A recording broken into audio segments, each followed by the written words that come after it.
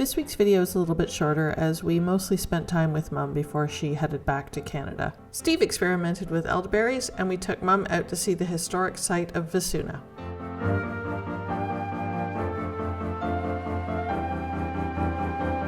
Today I decided I'm going to try and do something with all of the elderberry that we've got growing on the property. We have absolutely tons of it here in several different places.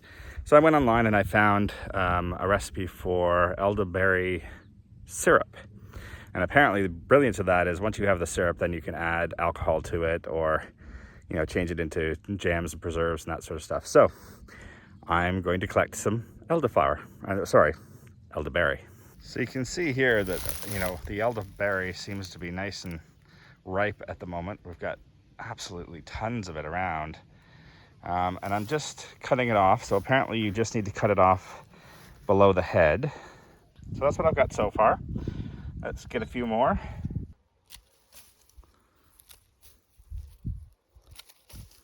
So I transferred all the elderberry over to a smaller bowl so that I can fit it into our freezer. And the theory is that if you pop it into the freezer for about a half an hour or so, then they will easily knock off of the branches. I have taken probably about half of what I've picked so far and taken all of the berries off of the branches. And you see I got most of it off. There's a few stragglers on there. I put the rest back in the freezer because it seems that not all of them got frozen. But anyway, that should be enough to get a good start, and we'll boil it up and start the process of making syrup out of it. So I have put 3 full cups of the elderberry into a pot with 12 cups of water. Apparently it's 4 to 1. And now I'm going to try and bring it to a boil and then let simmer for a little while. So we'll see how that works. I love the color though, it's very, very rich. I don't know if you can get that on camera, but it's very, very dark. So, you know, it's got to be good for you with that kind of color, right? This is starting to come to a boil. The berries are actually rising to the top now. But yeah, you can see the amazing color of it. So apparently I need to bring this to a boil and then let it simmer for 30 to 40 minutes. All right, we got a good rolling boil started here. It smells amazing, I gotta say.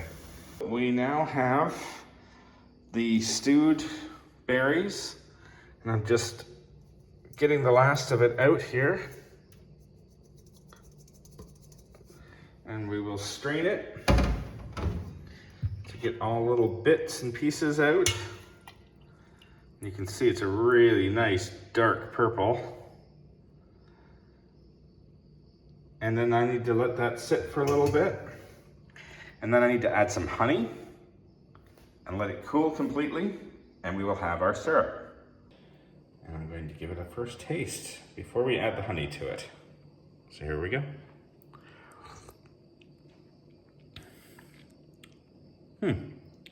Interesting, it's not as sweet as I was expecting to be. I guess that's what the honey adds to it. But yeah, pretty good. I'm gonna need quite a bit of honey, I think, because I made quite a large batch here. Then we'll just stir it in, sweeten it up a little bit. And then I'm supposed to let this cool completely, so I'll let it cool overnight before bottling it. And then, as I say, you can add a vodka or gin if you want to do that to the bottle. Apparently that helps to preserve it and also makes a lovely flavored beverage. So we'll see. We'll give this overnight to cool down and then test it in the morning. All right, well, we're enjoying a lovely gourmet dinner of stir fry. Nice and quick recipe, nice and fresh. And I'm going to try some of the elderberry syrup that I distilled. And we're going to add a little bit of lemonade to it and give it a try. I'm excited. It looks delightful. Look at that color. It's probably way more than I need. You'll get a full flavoring. Yeah. But it's supposed to be super high in antioxidants and all good for you. So add a little bit of sparkling to it. And let's give that a shot. As I said, when I finished it, it seemed a little bitter, but I think this will just add a little bit of nice flavor to it. So here we go. Moment of truth. Cheers to you. Oh, that's quite nice, actually. Yeah? Yeah. Yeah, that's better than, I mean, having it, you know, full on, it gives a bit of bitterness to it, but with a bit of soda, that's actually really tasty. Oh, good. I think you add a little bit of vodka or rum to that. If that's your taste, yes. Yeah. Yeah, we got a pretty good cocktail on our hands, I think. So not only will it, you know, get you a little tipsy, it'll actually, you know, fight your free radicals and everything. Anyway, cheers. Cheers. Today we've decided to do something that we've been talking about since we moved here. So we're in Perigueux, which is the capital of the Dordogne, and it's about 30 minutes from the Chateau. And we're in Vesunna. And Vesunna is a pre-Roman Gaul settlement. So they discovered this as ruins essentially, but they've dug it all up now and have put a glass building over top of it, and they're actually the original ruins pre-Roman. So this city goes back a few years, and we're really excited because we've been trying to come here for ages. Yeah. And since Steve's here, we decided to take the opportunity to do it this time. They've got a little diorama here, but what I am already grinning ear to ear about is this mosaic, because I have a thing for mosaics. Look how stunning this is. The detail, I mean crazy. This was one of the pieces that was uncovered, and it says Perigueux. That's not my best Latin accent, but basically that's what Augustus called this place when the Romans arrived, and so that's where Perigueux derives from, and that was the dedication stone. So how cool is that? Here's another historical favorite thing of mine, when they find things that you could wear today and are in fact available in the gift shop, just showing that as much as things change, they just stay the same.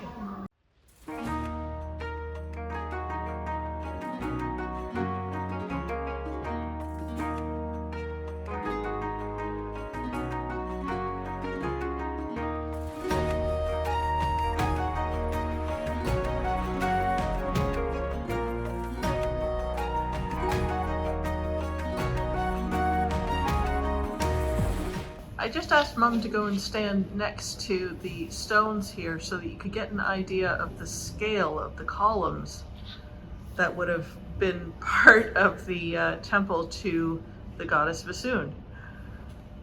They're just huge, and the detail of the carving. What do you think, Mummy?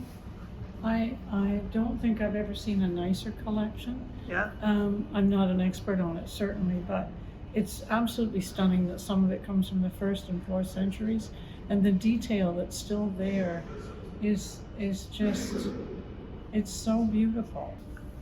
Eels, the lesser known myrrh bull. Underseas warriors and gargoyles. This complex covers one house or one domus. All of this is one house, and it's the smaller one that was downsized. This is a funerary monument, and the carving is just in perfect condition. And I must emphasize that this is somewhere around the 2nd to 4th century.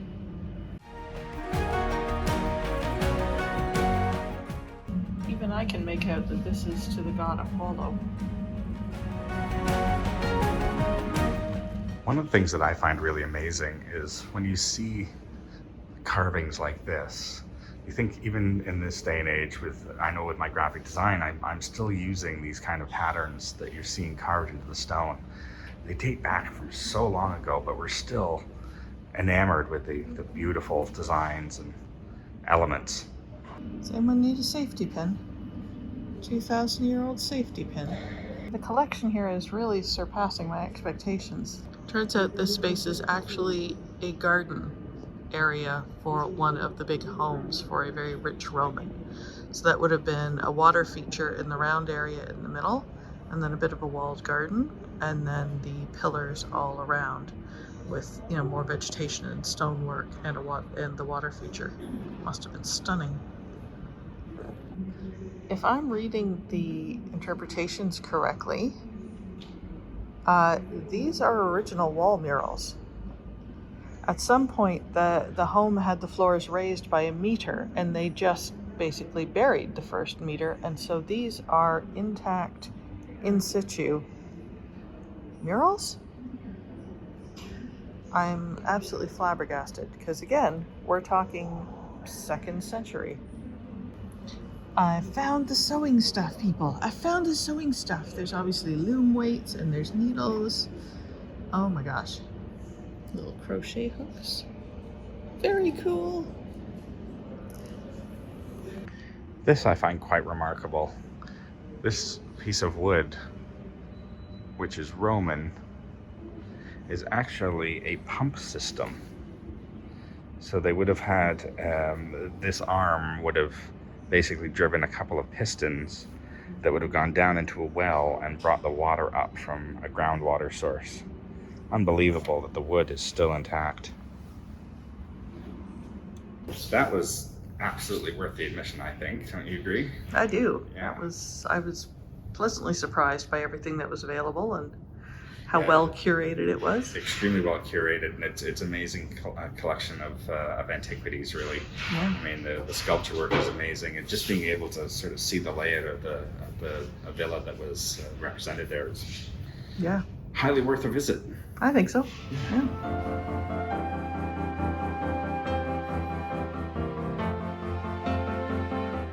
I'm curious if anyone is interested in a making of video. I'm learning new skills all the time. For example, this is a before and after of me learning to use the warp stabilizer function. Drop a comment if you're interested in how we make these YouTube videos.